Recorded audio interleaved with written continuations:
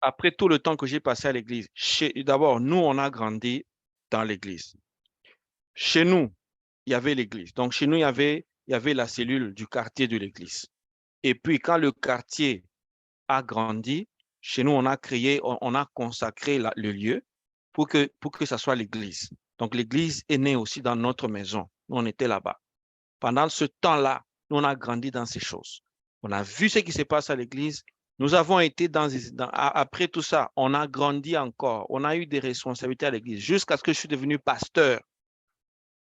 Donc, c'est pour vous dire qu'il y a des choses que nous savons qui se passent et les enseignements qu'il y a dans les églises qui font que si les chrétiens sont ce qu'ils sont aujourd'hui, c'est à cause justement soit des enseignements qu'on reçoit, soit justement de l'entourage, soit de la culture. C'est très difficile aujourd'hui aux chrétiens de croire que Dieu peut les faire prospérer dans les finances. Les chrétiens croient facilement à la guérison. Ils croient facilement que Dieu leur a pardonné les péchés. Donc, imaginez un chrétien peut croire que Dieu a pardonné les péchés d'un malfaiteur, mais le chrétien n'arrive pas à croire que la même puissance de Dieu a le pouvoir de prospérer dans les finances. Alors aujourd'hui, nous allons un peu voir comment, de manière pratique, nous pouvons développer notre foi pour les finances. Le but de cette session, c'est pour nous amener à un niveau où notre foi commence réellement à fonctionner. C'est-à-dire qu'on fait vraiment le travail de la foi. Alors, sans plus tarder, voyons un peu quelques mythes. Donc, on va prendre les mythes qui sont des mythes qu'on retrouve aujourd'hui dans la réalité. Les mythes qu'on voit, que les gens croient. Les gens continuent de croire dans ces mythes jusqu'aujourd'hui. On va voir. Il y a des mythes à détruire et pourquoi les chrétiens évitent le sujet des finances. Vous allez vous rendre compte que, peut-être que ça vous est déjà arrivé, vous allez vous rendre compte que dans certaines églises, on évite de parler des finances.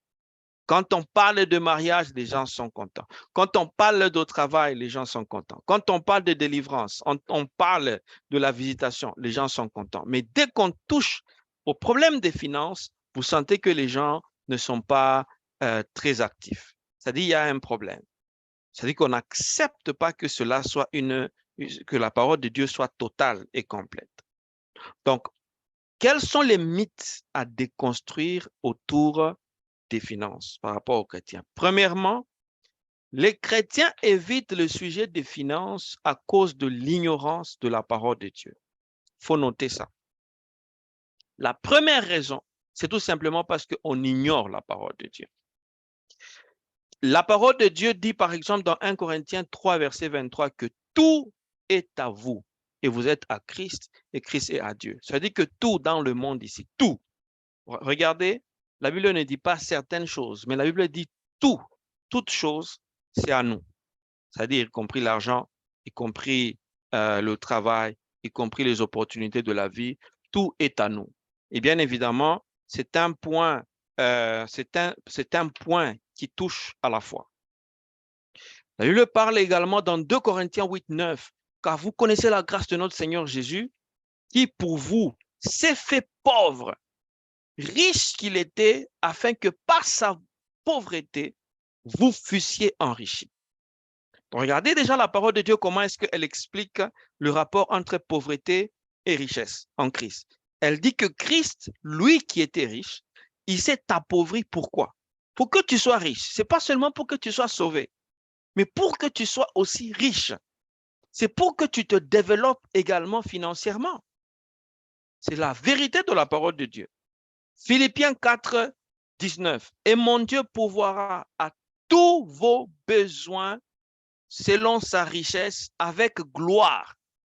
Non seulement que Dieu va pourvoir à tous vos besoins, mais il les pourvoit avec gloire en Christ.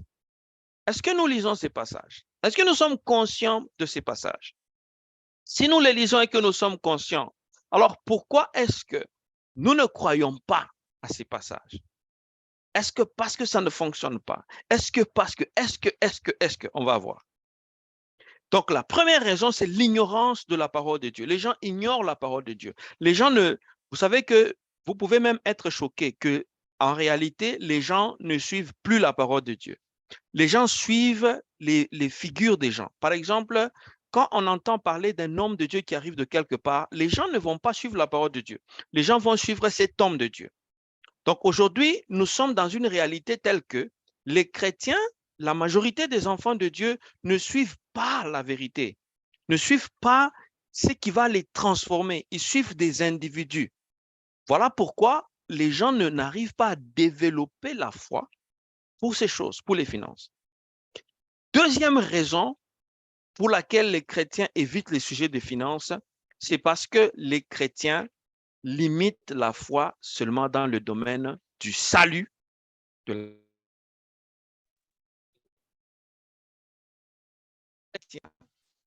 Lorsque nous lisons, par exemple, dans Acte 16, verset 31, la Bible dit « Crois au Seigneur Jésus et tu seras sauvé, toi et ta famille. »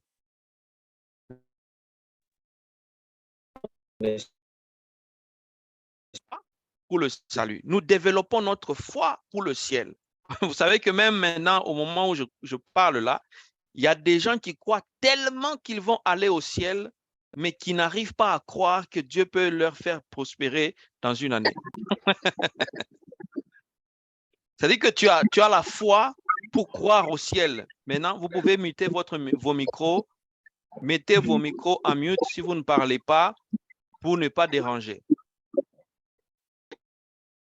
Alors, donc regardez, donc les chrétiens ont limité la foi seulement au salut. Donc, ils croient vraiment qu'ils sont sauvés. Ils croient qu'ils peuvent être guéris. Ils croient que Dieu a pardonné leurs péchés. Même si quand il prie, il va s'enfermer seul dans la chambre, il prie, Seigneur, pardonne-moi pour des péchés graves. Dieu les pardonne et il croit. Il croit que Dieu l'a pardonné. Mais pour développer la foi, la même foi, pour la développer dans les domaines des finances, on dirait que quelque chose ne va pas. Nous allons voir pourquoi. Et c'est ça le problème. Une fois que ce problème-là est surmonté, vous allez voir que ça va être facile de développer la foi pour les finances. Ça va être très facile maintenant de commencer à croire Dieu, même dans les petites choses que Dieu peut pouvoir à vos besoins. Donc ça, c'est la deuxième raison. Troisième raison, pourquoi les chrétiens évitent le sujet des finances, c'est à cause des faux enseignements des églises basés sur l'esprit colonial. Vous voyez, les enseignements des églises basés sur l'esprit colonial nous ont fait croire que quand Jésus dit dans Matthieu 5,3 que heureux les pauvres en esprit, car le royaume des cieux est à eux, on nous a fait croire que non, non, quand tu es pauvre, tu vas aller au ciel. Quand tu es pauvre, Dieu t'aime. Quand tu es pauvre, Dieu est avec toi. Vous allez même voir que les gens ont peur. Ce qui a fait qu'il y a même des ordres, aujourd'hui, il y a des ordres catholiques où les gens se dépouillent complètement de tous leurs biens pour être proches de Dieu. Les gens se dépouillent de l'argent pour être proches de Dieu. Hier, la nuit, on suivait un documentaire avec mon épouse où on parlait des chrétiens, une certaine communauté une communauté chrétienne, dans laquelle pour entrer, tu dois te dépouiller de ton argent, tu te dépouilles de tout ce que tu as. Tu dois être pauvre et donner tout, absolument. Parce que quand tu es comme ça, tu es proche de Dieu. Ça, c'est un faux enseignement. C'est ça qui s'est perpétué et les gens ont commencé à jeter leurs richesses. Ça, c'est le blanc. Quand il est venu en Afrique, principalement, il a voulu que tu puisses croire en ça. Il a voulu que nos pères, nos grands-pères puissent croire en ça afin qu'ils perdent les terres. Mais ce n'est pas la vérité de la parole de Dieu. Parce que la vérité de la parole de Dieu, c'est que Dieu veut que nous puissions prospérer à tous égards. Dieu veut que nous puissions aller de l'avant. Dieu nous bénit. C'est un Père qui nous aime tellement et qui veut que nous puissions aller de l'avant. Et nous allons voir ça. Quatrième raison, nous allons seulement voir 4 mythes. 4 mythes, c'est quoi? C'est le refus de regarder la réalité en face. J'ai constaté qu'il y a de l'hypocrisie au sein de nous, dans nos cœurs. C'est-à-dire qu'il y a des gens qui ne veulent pas regarder la vérité en face. Donc, les personnes, quand vous leur dites que la pauvreté n'aide personne, Quand vous dites aux gens que, moi j'écris toujours même sur ma page Facebook, je dis que la pauvreté, la sagesse du pauvre est méprisée. Essayez d'être pauvre et vous allez voir. Imagine, tu es un frère, tu es peut-être, tu n'es pas venu d'une bonne famille, et puis tu es pauvre d'autant plus. Dis-moi, qu'est-ce que tu peux faire dans la vie? Lorsque tu es pauvre, même si tu as les conseils les meilleurs du monde, il n'y a personne qui va s'arrêter pour t'écouter. Dans les réunions de famille, on ne t'invitera pas. Pourquoi? Parce qu'on n'a pas besoin des gens qui vont parler, on a besoin des gens qui vont donner l'argent. Voilà pourquoi, voilà pourquoi il faut regarder la réalité en face. Avant que je n'aille loin dans ces choses, j'aimerais faire la synthèse de ce qu'on a vu. Premier mythe, la raison pour laquelle les chrétiens évitent le sujet des finances, c'est parce que, un, ils ignorent la parole de Dieu, qui dit que tout est en nous, qui dit que Christ s'est fait pauvre pour que nous soyons riches, qui dit que Dieu pourvoira à tous nos besoins selon sa richesse, avec gloire, qui dit que nous avons tout reçu en lui. Il y a même un passage que j'aime beaucoup, on dit nous avons tout pleinement en lui. On va le voir. Ça, c'est l'ignorance de la parole de Dieu. Deuxième raison, c'est que les gens limitent la foi seulement dans le domaine du salut.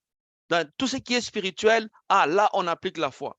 Tout ce qui est comme la guérison, là, on applique la foi. Le pardon des péchés, parce que ton péché n'est pas écrit sur la figure, donc c'est facile pour toi d'appliquer la foi. Mais quand il est question des finances, la même foi que les gens appliquent dans le domaine du salut, dans le domaine de la guérison, dans le domaine du pardon des péchés, ils n'arrivent pas à appliquer ça dans les finances. Ça, c'est un problème. Nous avons vu que l'autre raison pour laquelle les gens n'arrivent pas à supporter le sujet des finances, c'est à cause des faux enseignements des églises basées sur l'esprit colonial. Parce que nos églises, presque toutes les églises que nous avons en Afrique, sont venues de la colonisation. C'est venu des missionnaires, c'est venu des gens qui sont venus au Congo, en Afrique, dans tous les pays, pour, en même temps qu'ils prenaient les richesses, ils disaient à nos pères, à nos grands-pères, vous devez être pauvres parce que Dieu vous aime. Heureux les pauvres, car le royaume est à eux. Mais eux, ils s'enrichissaient pour laisser nos pères pauvres et démunis. Et cela a continué pour devenir une culture et une mentalité. Donc, un pauvre, un noir, un chrétien qui est issu, par exemple, d'un milieu défavorisé de l'Afrique n'arrive pas à développer. Pourquoi? Parce que c'est là dans l'esprit. C'est un problème de mindset. Mais heureusement, dis avec moi, heureusement. Heureusement que la parole de Dieu est là pour nous aider. Je suis en train de dire à une personne, quel que soit l'état de ton esprit, de ta mentalité, ce que tu as entendu, ce que tu as appris, je ne sais pas quels enseignements tu as reçus, mais ces enseignements-là, nous allons les balayer par la puissance de la parole de Dieu et faire ce qu'on appelle le renouvellement de l'intelligence. Si tu crois, tu dis Amen et cela s'attache à ta vie au nom de Jésus. Alléluia. Alors, maintenant, nous allons regarder la réalité en face avant d'aller plus loin. Je suis en train de voir l'heure. Je voudrais rester fidèle à l'heure pour qu'on n'ait pas beaucoup de choses à la fois et qu'on ait quand même le temps de prier. Maintenant, regardons la réalité en face. La réalité en face de la vie quotidienne nous enseigne que c'est obligatoire de développer les finances. Si on refuse de regarder la réalité en face, alors on n'a pas les yeux pour voir. Je dis toujours aux gens que la pauvreté n'est utile pour personne. La pauvreté, je déteste cette histoire de pauvreté. I hate it. Je déteste ça. La pauvreté, c'est un fléau. J'ai vu des familles détruites à cause de la pauvreté. J'ai vu des mariages se déchirer à cause de la pauvreté. J'ai vu des chrétiens perdre la foi à cause de la pauvreté, par manque de moyens. Que Dieu te délivre de cet esprit de pauvreté afin que tu voies la richesse de Christ. Regardez dans la réalité quotidienne. Regardons les enfants dans nos environnements. Comment les enfants souffrent, comment on souffre pour avoir l'eau. C'est-à-dire dans les besoins de base. Vous savez qu'il y a beaucoup d'endroits où nous sommes encore dans des besoins de base, comme manger, boire, s'habiller, se loger. En regardant seulement dans les besoins de base, pour ceux qui sont dans n'importe quel endroit du monde, surtout en Afrique, vous allez voir que là où il y a la pauvreté, ça ressemble à ça. Peu importe, c'est seulement dans la capitale où il y a un semblant de bien-être. Quand vous quittez la capitale, vous allez vous rendre compte de comment les gens sont dans la pauvreté. Et il y a un sérieux problème au niveau de la mentalité qui nécessite un recadrage de la parole de Dieu pour nous aider à sortir de là. Regardez le porte-monnaie qui est toujours vide. La pauvreté, c'est quoi? La pauvreté, c'est que tu n'as pas des moyens pour faire des choses, ni pour faire des projets, ni pour acheter quoi que ce soit. Ça veut dire que tout ce qui entre sort. Donc, tu n'as jamais épargné. S'il y a quelqu'un qui n'a jamais épargné dans sa vie, je suis venu te dire ce soir, le Seigneur m'a envoyé te dire ce soir que tes greniers vont être emmagasinés, vont être rechargés par la puissance de la parole de Dieu dans le nom de Jésus. Si tu n'as jamais épargné dans ta vie, le Seigneur va te donner la capacité. Après cette session ici, tu auras la force, tu auras la capacité, l'intelligence de pouvoir épargner et mettre quelque chose de côté. Je suis en train de le déclarer non seulement comme un enseignant, mais je le déclare aussi comme un prophète, que là où il y a le manque, comme dans ce porte-monnaie, laisse que l'argent, laisse que les ressources financières puissent te localiser dans le nom puissant de Jésus et que tu sois capable de couvrir les besoins de base. Alléluia. Donc, quand on regarde la réalité quotidienne, on voit que les gens sont dans les besoins de base, on n'arrive pas à couvrir ça. La majorité d'entre les frères et sœurs à l'église, vous allez voir que ils sont dans la situation comme ça. Même si quelqu'un s'habille bien, d'ailleurs, ce sont les gens qui mettent toujours des vestes, des cravates. Quand vous regardez dans la poche, il n'y a rien. Il y a toujours les sœurs qui mettent les make-up là. Quand vous regardez dans la poche, il n'y a rien. Que Dieu nous fasse grâce dans le nom de Jésus. Maintenant, on va aller. Quand on est dans cette réalité quotidienne, ça nous montre quoi? C'est que les besoins de quitter ce standing ici est imminent. Dieu ne veut pas que ses enfants soient dans ça. Non. Si tu viens me dire que ça, c'est la volonté de Dieu, je vais prendre ma Bible, je déchire, j'arrête d'être chrétien, je deviens ainsi c'est bouddhiste ou musulman. Si c'est ça, me dire que ça, c'est la volonté de Dieu que ses enfants soient comme ça pour que Dieu les aime, prenez ma Bible et brûlez-la. Parce que ça ne peut pas être la volonté de Dieu. Dieu veut que ses enfants puissent prospérer, puissent être dans les bonnes conditions, puissent être des enfants de Dieu épanouis. Maintenant, regardons la deuxième partie, ce qu'on appelle maintenant les besoins supplémentaires. Dans la réalité quotidienne, les besoins supplémentaires, sans les finances, tu ne peux pas faire éduquer tes enfants. Toi-même, tu ne peux même pas être éduqué. Sans les besoins, sans les finances, tu ne peux pas avoir des soins de santé qu'il faut. Voilà pourquoi en Afrique, les gens quittent l'Afrique, même les présidents des pays, ils quittent l'Afrique pour se faire soigner en Europe, pour se faire soigner en Occident. Pourquoi? Les finances.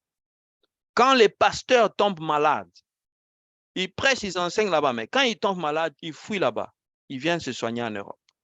Pourquoi? Parce que les moyens financiers ne permettent pas dans l'environnement de le faire. Si tu n'as pas les finances, tu ne peux pas voyager. Je suis sûr et certain que depuis que cette année a commencé, il y a des gens qui n'ont jamais été en vacances, qui n'ont jamais eu l'argent de voyager. Tu t'achètes un billet de voyage d'avion, tu vas te faire plaisir. Je suis sûr et certain qu'il y a des frères et des sœurs qui pleurent jour et nuit juste pour voyager un peu dans un avion. Et je suis sûr qu'il y a des gens qui n'ont jamais monté l'avion. Pourquoi? Il n'y a pas de moyens financiers. Ça, c'est la réalité. Regardez les projets. En parlant des projets, quand il n'y a pas de finances, tu ne peux pas construire ta maison. Tu ne pourras pas acheter une maison. Tu ne pourras même pas créer une entreprise. Tu ne pourras pas t'offrir le bien-être. Pourquoi? Parce que tu n'as pas les moyens financiers. Quand tu n'as pas les moyens financiers, tu ne peux même pas financer l'œuvre de Dieu. Une œuvre, regardez, pour faire une campagne d'évangélisation, vous savez combien d'argent on investit dans une campagne? Il faut le matériel, il faut la sono, il faut la lumière, il faut payer le terrain, il faut la logistique. Lorsque je lisais l'histoire de Renard Bonquet, on disait que c'était des millions de dollars pour une campagne de seulement une semaine. Si on n'a pas de moyens financiers, vous pensez que même le plan de Dieu va s'accomplir ici sur terre? Vous pensez qu'on va gagner des âmes à la hauteur qu'il faut? Est-ce que vous pensez qu'on peut investir dans l'œuvre de Dieu, dans un ministère où on investit? Est-ce que vous pensez qu'on peut avoir des partenaires financiers? Voilà pourquoi la réalité nous enseigne qu'il faut développer la foi pour les finances. Je ne sais pas si à ce niveau ici, il y a quelqu'un qui a compris ce que nous sommes en train de partager. Si tu as compris, je veux seulement que fais seulement un signe que j'ai compris dans le chat. J'ai compris pour qu'on avance et que en même temps où je suis en train de partager ces vérités, en même temps tu les reçois et en même temps elles s'assoient dans ta vie. Si nous sommes en phase, dis seulement que nous sommes en phase. Et j'avance dans le nom de Jésus. Alléluia. Et pendant que tu le dis, pendant que tu le déclares, je prie que Dieu te donne non seulement les finances pour quitter les trucs là, les moyens de base là, c'est-à-dire manger, s'habiller, ça c'est rien. Ça c'est rien. Manger, s'habiller, c'est préliminaire. S'il y a quelqu'un qui est au niveau seulement de manger, s'habiller, tu n'es encore à aucun niveau. Il faut quitter ce niveau pour arriver à un niveau d'éducation élevé, à un niveau de soins de santé élevé, un niveau où tu peux voyager, un niveau où tu peux initier des projets de construction, un niveau où tu peux soutenir, financer l'œuvre de Dieu. C'est ça la prière, c'est ça là où Dieu veut nous emmener, même ici dans ALM. Ici dans ALM, c'est ça ce que nous voyons, c'est ça que nous prions, c'est ça que nous voyons avec Dieu. Tu dis Amen, cela s'attache à ta vie dans le nom de Jésus. Maintenant, pendant que nous avançons, nous allons vite.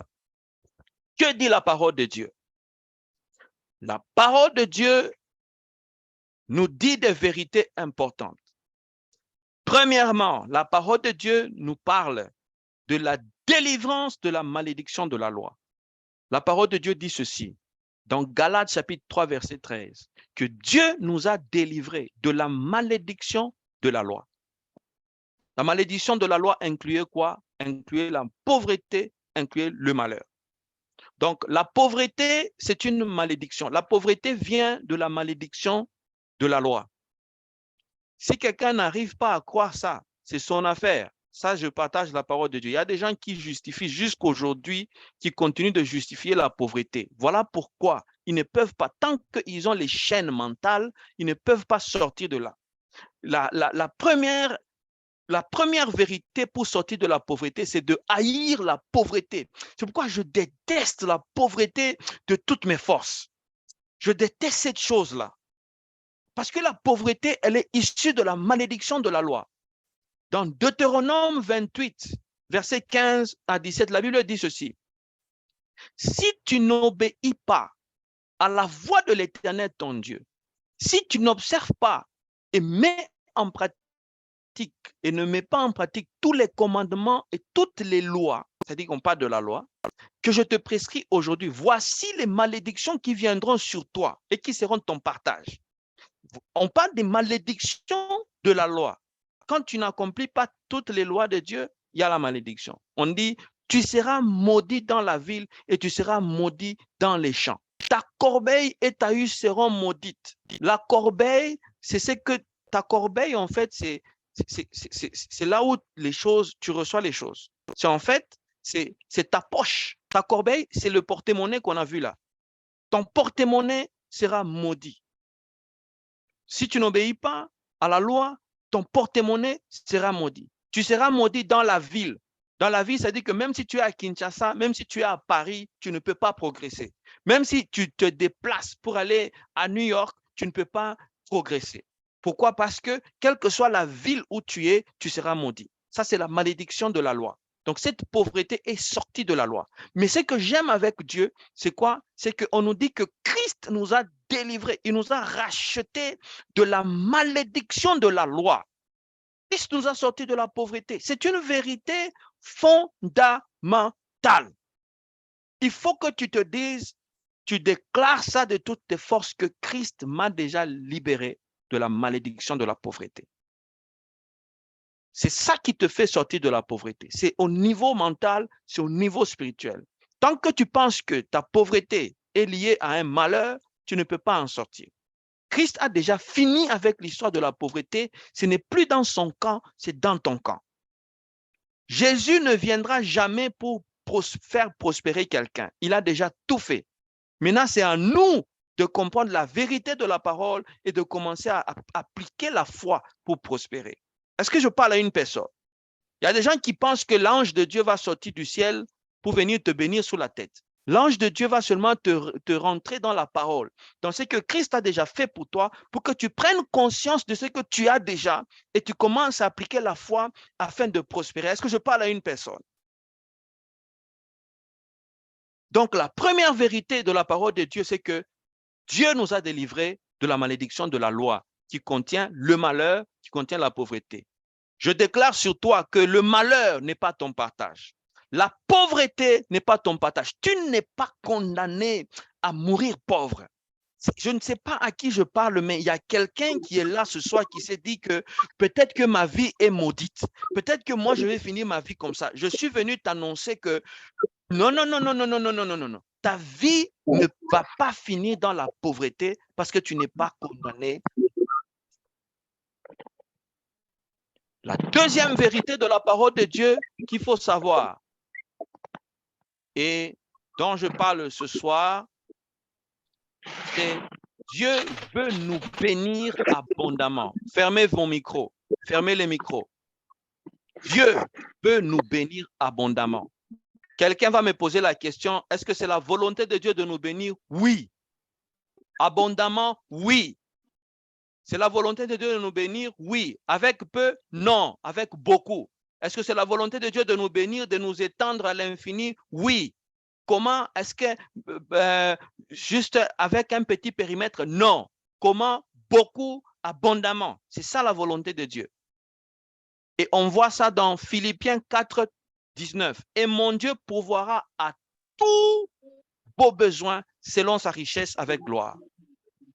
Demandez et l'on vous donnera. Matthieu 7. C'est-à-dire que Dieu veut nous bénir. Quand tu demandes, il va te donner. Quand tu demandes, quand tu fais la demande, tu places ta demande de foi, tu vas recevoir. Dieu va te donner parce qu'il veut nous bénir abondamment. Ah, j'espère que quelqu'un est venu avec sa demande de foi qu'il va placer ce soir. Jean 10, 10, je suis venu afin que les brebis aient la vie et qu'elles soient dans l'abondance. La volonté de Dieu, c'est de nous bénir abondamment. Dieu veut que tes poches débordent. Dieu veut que tes ressources débordent. Dieu veut que s'il y a la possibilité que tu aies 10 entreprises, 20 entreprises, 30, c'est ça la volonté de Dieu. Dieu veut te bénir dans l'abondance. Dieu, il nous bénit toujours au-delà de toute mesure. Mais le problème, c'est nous. C'est ce qu'on a cru. C'est ce qu'on nous a fait croire. On nous a fait croire que Dieu aime les gens qui ont peu. Vous savez, je vais vous dire une vérité. Il y a des gens aussi qui disent que pour mieux vivre, j'ai entendu, pour mieux vivre, il faut vivre caché. Il faut cacher ce qu'on a. Il faut cacher ce qu'on a. Regardez les païens. Les païens eux-mêmes qui n'ont pas Dieu. Ils ont des richesses et ils les étalent partout. Personne ne les en veut. Ça fait des années que Bill Gates étale son argent. Qui l'a détrôné. Ça fait des années que tous ces gens-là qui ont l'argent étalent ça partout sur les réseaux sociaux. Ils étalent leur vie, leurs enfants, leurs femmes, leurs richesses. Mais toi, depuis là, tu n'as rien, c'est toi qui caches. Ça dit que c'est un problème là-bas. Ce n'est pas question de montrer ou de ne pas montrer. C'est question de sur quelle mentalité ta vie est bâtie.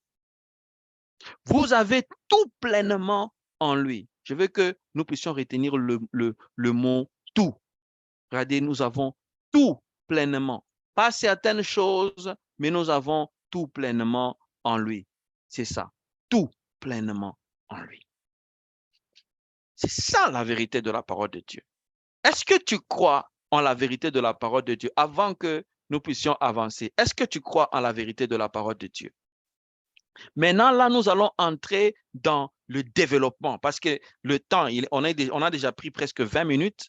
Nous allons maintenant entrer dans la session pratique. Maintenant, comment tu développes? Parce que si je vais synthétiser ce que j'ai déjà dit jusque maintenant.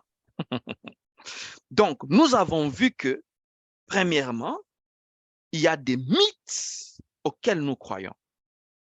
Tu vas avoir quelqu'un qui est en train de souffrir, un frère, une sœur qui souffre, mais quand tu commences seulement à échanger avec lui, il a des fausses conceptions et de Dieu et de la parole de Dieu. Il ne lit pas la parole de Dieu, il ne comprend pas la parole de Dieu, mais il veut que Dieu le bénisse ou Dieu la bénisse. Vous allez voir quelqu'un en train de prier, mais quand tu questionnes quel est le fondement de ta foi, tu vas te rendre compte que la personne ne croit pas, elle croit au prophète. Ou bien elle croit en l'apôtre, elle croit en tel qui a dit ceci. Mais que dit la parole de Dieu? La parole de Dieu, c'est ça la base. C'est pourquoi nous avons vu la parole de Dieu. C'est la base de la foi. C'est ça, c'est cette même parole qui t'a donné la foi pour que tu crois en ton mariage. Cette même parole t'a donné la foi pour que tu puisses croire au salut. Cette même parole t'a donné la foi pour que tu crois que tes péchés sont pardonnés, que tu crois en la vie éternelle. Si tu arrives à croire à la vie éternelle, tu dois aussi arriver à croire aux finances, à la fois pour les finances. Maintenant, on va entrer pratiquement. Comment on développe la foi pour les finances? Premier point. Ici, Dieu est en train de faire un travail dans ALM. Ce travail que Dieu est en train de faire, c'est lequel?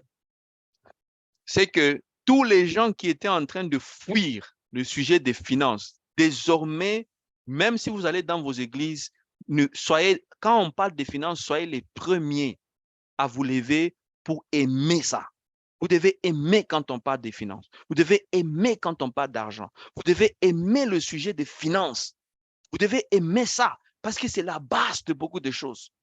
Même dans un couple, quand il n'y a pas d'argent, l'amour là, vous allez manger l'amour, vous allez manger ça. Vous allez manger même les bisous, quand vous donnez les bisous, vous allez vous fatiguer de ça. S'il n'y a pas l'argent pour acheter la viande, il n'y a pas l'argent pour acheter, pour acheter les draps, il n'y a pas l'argent pour acheter des bonnes choses, est-ce que vous allez manger les bisous? Vous allez vous fatiguer. Donc, c'est l'argent. La première des choses, c'est développer la mentalité de l'abondance. Dis avec moi, mentalité. La mentalité de l'abondance, c'est la première des choses. Beaucoup de personnes commencent par chercher l'argent avant d'acquérir la mentalité. Voilà pourquoi même quand ils trouvent l'argent, tant qu'ils n'ont pas la mentalité, l'argent ne peut pas rester, l'argent va partir. L'argent respecte ceux qui ont la mentalité de l'abondance. L'argent a du respect. L'argent est très bien éduqué. L'argent, ce n'est pas les papiers. L'argent, ce n'est pas les pièces de monnaie. L'argent, c'est une force. L'argent, c'est une énergie. L'argent, c'est un esprit. Ce n'est pas les papiers. Parce que le papier, c'est juste quelqu'un qui a dit, dans un pays, voyez pourquoi dans chaque pays a ses billets de monnaie. Pourquoi? Ce n'est pas ces billets-là qui est l'argent. Seulement, on a dit qu'au Tchad, quand tu arrives au Tchad, l'argent du Tchad, il y a peut-être l'image d'un animal. Quand tu arrives à Paris, il y a ceci, il y a les pièces de monnaie. Quand tu arrives au Congo, tu as l'image du président, ainsi de suite. Mais l'argent, ce n'est pas ça l'argent. Ça, ce sont des papiers qui représentent l'argent. Mais l'argent même, c'est quoi? L'argent, c'est une énergie. L'argent, c'est une force. Et comme c'est une énergie, comme c'est un esprit, ça répond à l'esprit. L'argent répond à l'esprit. L'argent répond à une mentalité. Quand tu as la mentalité de l'abondance, tu vas attirer l'argent vers toi. Les gens vont te donner l'argent comme ça, sans que tu n'aies demandé. La mentalité de l'abondance, comment on la développe? Il faut éviter de vous focaliser sur le manque, la pénurie. Évitez de vous concentrer sur ce qui manque. Vous voyez, il y a deux manières de voir la vie. La première manière, c'est de considérer que tu n'as rien. OK? Ça veut dire que donc tu n'as jamais eu rien, tu n'as rien. Ça, c'est la première façon. Mais l'autre façon de voir la vie, c'est de considérer que tu as quelque chose qui est en train de se développer. Vous voyez deux approches? Il y a des gens qui disent qu'eux, ils n'ont rien, Eux, tous les jours, c'est seulement pleurer. Quand ils n'ont même pas l'argent, ça dit que eux, c'est le manque. Ils se focalisent seulement sur ce qu'ils n'ont pas. Même si tu lui donnes 10 dollars aujourd'hui, il va dire qu'il n'a rien. Mais il y a d'autres personnes, quand tu lui donnes 10 dollars, tu vois que cette personne a la mentalité de l'abondance. Les 10 dollars là, la manière dont la personne reçoit ça avec beaucoup de gratitude, avec beaucoup d'actions de grâce. Et cette mentalité fait que l'argent colle à leur vie. J'ai déjà fait l'exemple. Tu peux prendre 50 dollars, tu donnes à 2 personnes. À l'instant, l'autre va acheter les bonbons, ça se termine. Après une semaine, tu peux demander 50 dollars à l'autre personne, elle en a ou bien elle a même multiplié. Ça, c'est la pensée, la mentalité de l'abondance. Il ne faut pas se focaliser sur ce qui manque. Il faut se focaliser sur l'abondance. Même s'il n'y a rien dans ta poche, tu dois toujours te dire dans ton cœur que j'ai pleinement en lui. J'ai tout en lui. Le Seigneur est mon berger, je ne manquerai de rien. Tu dois le dire, tu dois le confesser, tu dois le croire. Vous savez, à un moment de notre vie, tout ce que je suis en train de dire ici, c'est pas juste des études que j'ai fait ou bien c'est juste des théories. Non, ce que je vous dis, j'ai vécu ça. J'ai déjà refusé dans ma vie d'enseigner des choses que je n'ai jamais vécues. C'est depuis 2007. Depuis 2007, j'avais pris la décision que jamais je n'enseignerai dans ma vie les choses que je n'ai jamais expérimentées ni vécues. Les enseignements que je partage, c'est seulement quand j'ai expérimenté que ça marche que je partage ça. Tant que ça n'a pas marché, vous ne verrez jamais enseigner sur ça. Je peux enseigner sur autre chose, mais pas sur ça. Je vais fuir ce dossier-là. Mais quand on enseigne sur quelque chose, ça veut dire que j'ai vécu ça, j'ai expérimenté ça. J'ai manqué l'argent, j'ai souffert. On a pris des dettes. Ma femme est témoin. Nous avons pris des dettes. Il y a des gens qui nous ont donné d'abord les dettes. On est allé chercher l'argent à la banque. Oh, il y a l'argent qu'on a pris à crédit. On est passé par des moments jusqu'à ce que Dieu m'enseigne comment arrêter cette hémorragie-là. Bien aimé, quand j'ai commencé à considérer que malgré que je n'avais pas 1000 dollars dans ma poche maintenant, mais je me considérais que j'avais toujours l'argent. J'avais quelque chose. Je ne perds pas la paix. Je garde ma paix parce que je sais que la source de mon abondance, c'est Dieu. Personne ne peut fermer la source d'où je me nourris. Personne ne peut bloquer la source qui te nourrit. La source de ton abondance, c'est Dieu. Il faut que tu saches ça. Il faut que ça entre en toi. Dors avec ça. Quand tu manges, mange avec ça. Réveille-toi avec ça. Ne permets jamais à rien d'enlever cette pensée en toi que Dieu ne peut pas approvisionner quelque chose.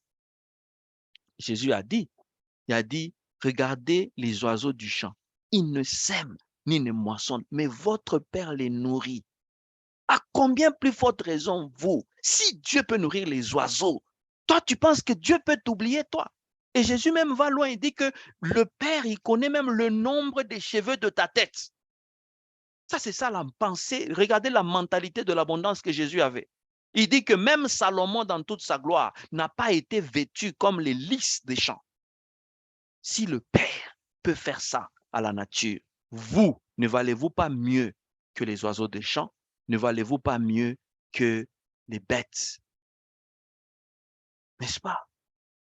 Deuxième des choses, une fois que vous avez développé la mentalité de l'abondance, débarrassez-vous des pensées genre « oh, je manque ceci ». Changez votre vocabulaire. Changez votre vocabulaire, adaptez un nouveau vocabulaire, changez vos pensées.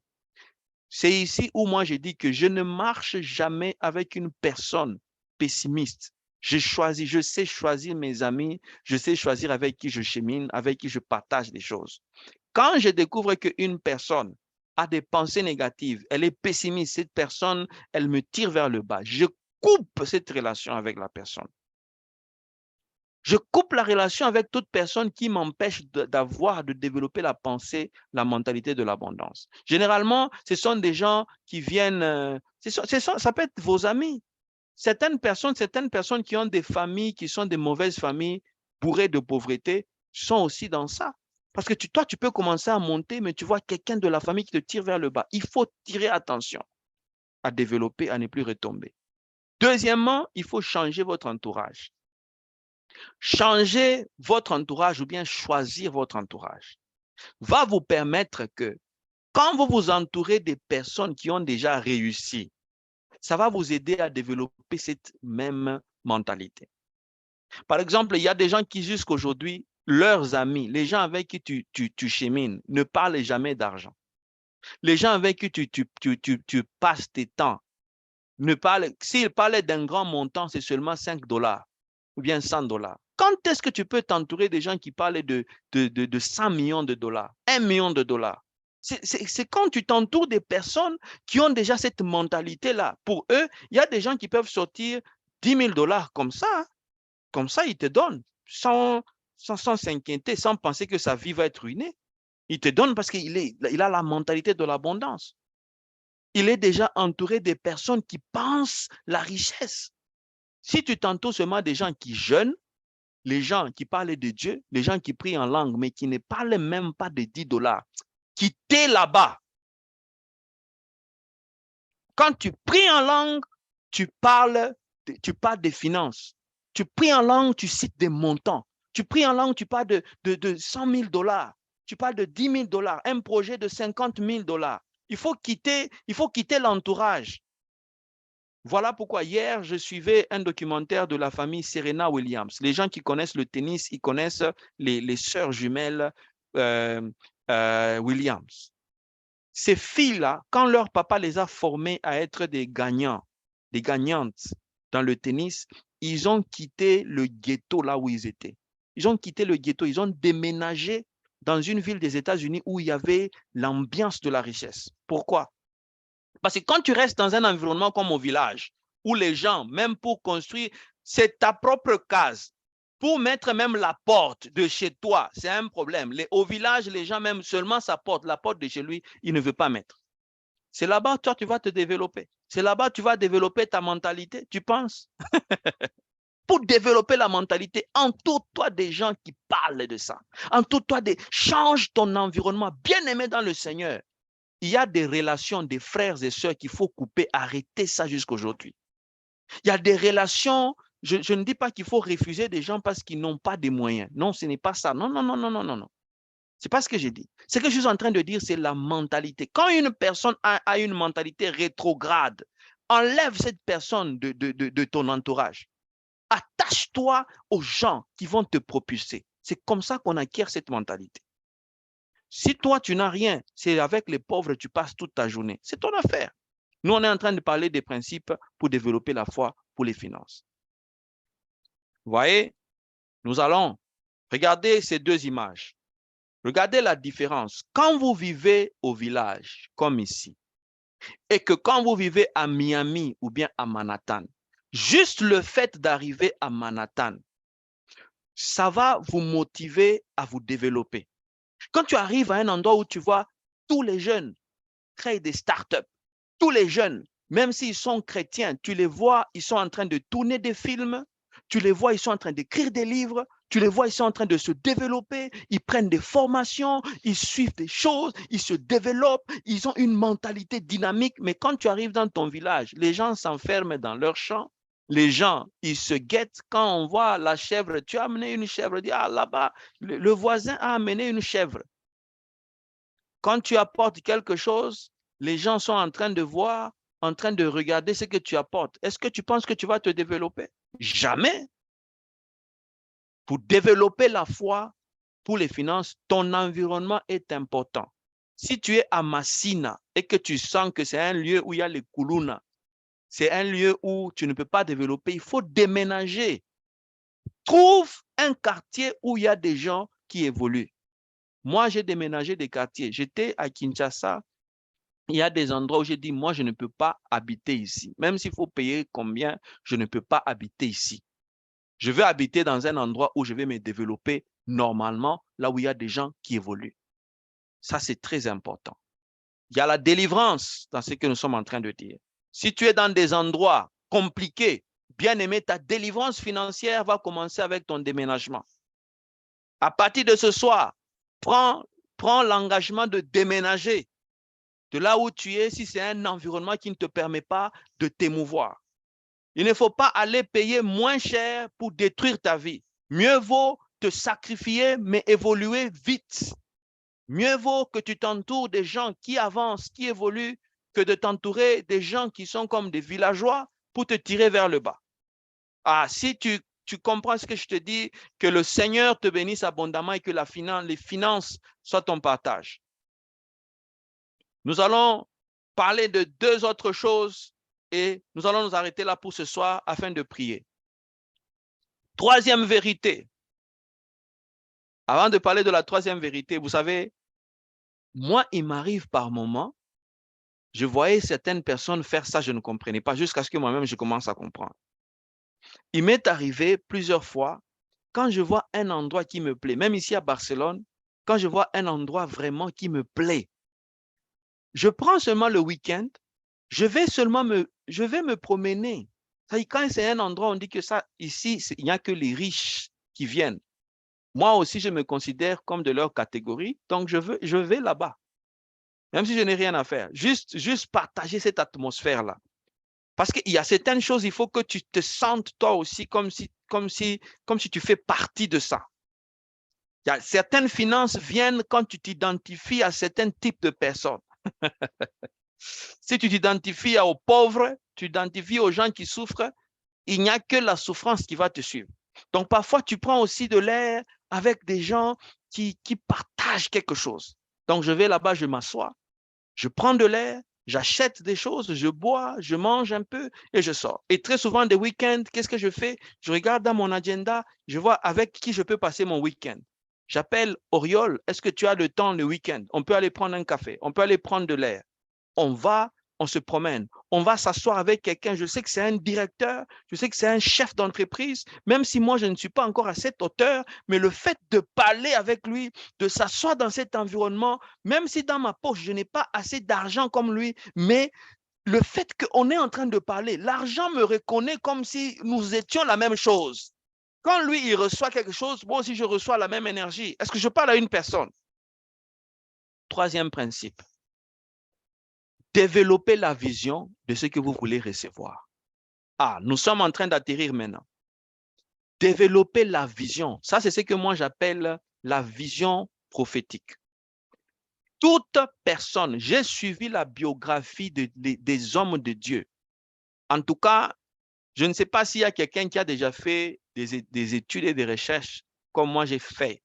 J'ai fait ces recherches-là. Peut-être que vous êtes là. Mais moi, je peux vous rassurer, dans mes recherches personnelles, j'ai étudié la biographie ou les biographies des hommes de Dieu. J'ai des livres des hommes de Dieu. En dehors des livres, des PDF sur mon ordinateur, j'ai des livres en physique.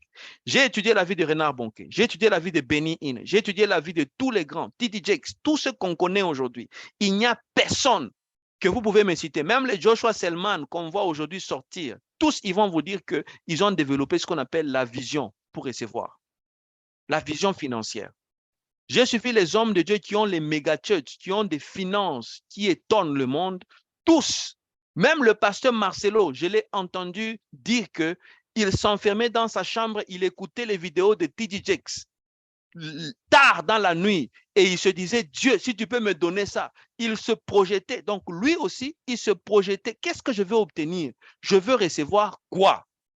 Quelle est la quantité d'argent dans ma vie, tant que je serai sur terre, que je voudrais recevoir dans ma vie? Est-ce que vous, aujourd'hui, si je vous arrête, vous êtes chrétien, tu demandes l'argent. Bon, je dis, OK, tu veux obtenir combien d'argent dans toute ta vie jusqu'à ce que tu vas mourir? Quelle est la taille? Tu te situes où? Si tu n'es pas capable de me dire le montant exact, tu n'es pas prêt pour les finances. Arrête de prier pour ça. Le jour où tu vas me dire que j'ai besoin dans ma vie de commencer à toucher à partir de 200 000 $ le mois, à partir de ce moment-là où tu as une image fixe, là, tu commences à être prêt pour recevoir. Celui qui veut recevoir doit avoir l'idée de ce qu'il veut recevoir. Je peux vous donner des exemples ici. J'ai partagé dans le groupe WhatsApp où j'ai dit qu'il y a des choses que j'écris. Tu prends seulement ton tableau. Dans mon bureau de la maison, j'ai un tableau. Sur ce tableau-là, chaque objectif financier, je mets le montant que je veux. Je veux ce que je veux avoir. Je dis, même pour mon salaire, je faisais la même chose. Je dis que je voudrais obtenir un salaire mensuel d'autant. Alors qu'on nous payait, je ne vais pas donner le secret, je ne vais pas donner les détails. Vous savez que nous, on nous payait des salaires dérisoires. Seulement le nom. Mais quand tu vois ce que tu touches, tu te dis, Seigneur, un peu de respect quand même.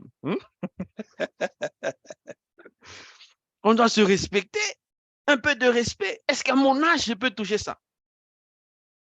Mais à un moment, quand maintenant l'objectif est devenu clair dans l'esprit, j'ai dit, bon, ok, maintenant, je suis prêt, je voudrais commencer à toucher autant par mois. J'ai noté ça sur un tableau clair, j'ai mis ça sur le mur. J'ai commencé à développer ce qu'on appelle la vision prophétique, la vision de la foi, la vision de ce que je voulais recevoir. Voici ce que la Bible dit. Lequel de vous, s'il veut bâtir une tour, ne s'assied pas d'abord pour calculer la dépense et voir s'il a de quoi la terminer.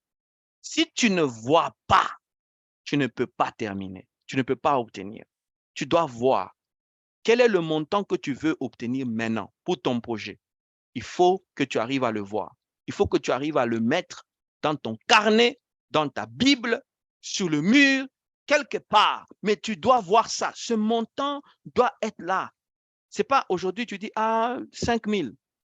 Bon, c'était combien encore? 2 000. Non, tu dois avoir, ça doit être clair dans ton esprit. Est-ce que je parle à une personne? Développer la vision de ce que vous voulez recevoir. Si c'est une entreprise que vous voulez créer, c'est une entreprise qui coûte combien? Combien d'argent il vous faut que la banque peut vous prêter? Non, j'ai besoin de 50 000. Écrivez les 50 000 quelque part. Ça doit être clair dans votre esprit. Et commencez à développer la foi que Dieu va pouvoir. Commencez à développer la foi que vous obtiendrez les 50 000. Commencez à développer la foi que vous allez recevoir parce que Dieu est votre source. Vous avez tout pleinement en lui. Voyez ça. Voyez ça. Voyez ça. Une fois que vous avez développé votre vision, l'étape qui vient suivre, c'est quoi? C'est maintenant réclamer ça. C'est maintenant réclamer cela. Parce que quand vous avez l'idée fixe, ça veut dire que dans le monde spirituel, vous êtes prêt pour recevoir. Maintenant, il faut commencer à réclamer cette possession-là. Parce que vous avez déjà ça. C'est là où maintenant vous faites la demande à Dieu et vous déclarez. Vous affirmez votre possession. Je vais finir par ce passage. Regardez, beaucoup de gens ne font pas attention à ce passage. La Bible dit ceci, Marc 11, verset 23. Jésus dit, je vous le dis en vérité, si quelqu'un à cette montagne, si quelqu'un parle, si quelqu'un dit, pas prie, mais dit à cette montagne, ôte-toi de là et jette-toi dans la mer. Et s'il ne doute point en son cœur, mais croit que ce qu'il dit arrive, il le verra s'accomplir. Donc, il y a trois choses ici. La première des choses, quand tu as développé l'image de ce que tu veux obtenir, tu dois maintenant parler. C'est pourquoi vous voyez, j'insiste beaucoup sur les déclarations, les paroles des déclarations. Parce que la déclaration prophétique, elle libère.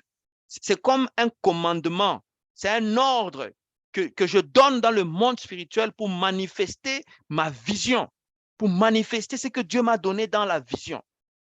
Donc, Jésus n'a pas dit si quelqu'un prie, mais si quelqu'un dit, si quelqu'un parle. Maintenant, la vérité ici, c'est quoi? Beaucoup de personnes passent leur temps à prier. On ne prie pas pour les finances. J'insiste, je répète ça. Pour les finances, on ne prie pas. On parle. J'espère que quelqu'un a compris. Je répète, pour les finances, on ne fait pas ceci. Ça veut dire que tu es dans ta chambre, tu dis, oh Dieu, donne-moi l'argent. Non, ça ne marchera jamais. Tu peux essayer. Peut-être que si ça marche une fois, ça peut marcher une fois sur 20. J'ai essayé ça. Ça peut marcher. Pourquoi il y a des choses, tu pries, ça marche, et puis tu pries, ça ne marche pas. Tu pries, ça marche aujourd'hui, après 10 mois encore, ça marche. Non, ce n'est pas comme ça que les choses fonctionnent. Pour la foi pour les finances, on ne prie pas, on parle. Tu dois parler, tu dois commander à l'argent de venir combler tes besoins. Tu dois demander, tu dis, Comme Jésus a dit, si quelqu'un dit à cette montagne, ôte-toi, ça c'est la première étape. Deuxième étape, tu crois maintenant que ce que j'ai dit, je ne doute pas, je donne un commandement et tu le verras s'accomplir. Donc, pour les finances, ce qu'on fait, c'est quoi? Tu as un besoin financier, tu estimes ce besoin. C'est un besoin de combien? De 10 000 $. OK, tu mets ton montant de 10 000 là-bas. La deuxième étape, c'est quoi? Tu n'entres pas pour dire, Dieu, donne-moi 10 000. Tu commences à prier en langue, rabababa, oh, bababa. Non, c'est pas ça. Ça ne marchera pas. Quand tu veux prier, la prière qu'on fait, c'est la prière déclarative, pas la prière monolotique ou bien la prière religieuse. C'est la prière déclarative. Tu dis que 10 000 $, ou bien tu dis, je commande à l'argent, ou bien je place ma demande sur cet argent à venir répondre à mes besoins, parce que tous mes besoins doivent être comblés selon la parole de Dieu. C'est ça, tu dis, tu parles. Voilà pourquoi les gens qui sont matures dans ce domaine, ils ne font pas beaucoup de prières, ils parlent. C'est pourquoi, en grandissant dans les choses spirituelles, nous devons faire la différence entre quand il faut prier et quand il faut parler. Les chrétiens, eux, c'est tout, ils prient. Pour les maladies, tu pries. Pour ceci, tu pries. Quand est-ce que tu dois apprendre à parler? L'ordre, le pouvoir, c'est dans la parole. Le pouvoir, c'est la langue. Le pouvoir, il faut considérer comme si tu es à l'armée, comme le général qui a dit à Jésus, dis seulement un mot et mon serviteur sera guéri. C'est un commandement. C'est pareil dans les finances. Je répète, pour les finances, on ne prie pas. On parle, on ordonne, on libère la parole. On commande à la chose de se manifester. On appelle à l'existence cette chose qui n'existe pas, qui n'existe que dans notre foi, qui n'existe que dans notre vision. Quand tu commences à faire ça plusieurs fois, chaque fois qu'un besoin se présente, tu fais ça. Tu t'isoles, tu mets le montant, tu le mets là-bas sur le mur ou dans ta Bible. Tu fais un tour dans un jardin ou dans un parc, tu fais remonter toutes les paroles que tu connais de la parole de Dieu, tu les fais remonter en ton cœur jusqu'à ce que la foi naît. Quand la foi naît, maintenant tu commences à parler. Tu commences à commander ce montant à venir se manifester et à combler tes besoins.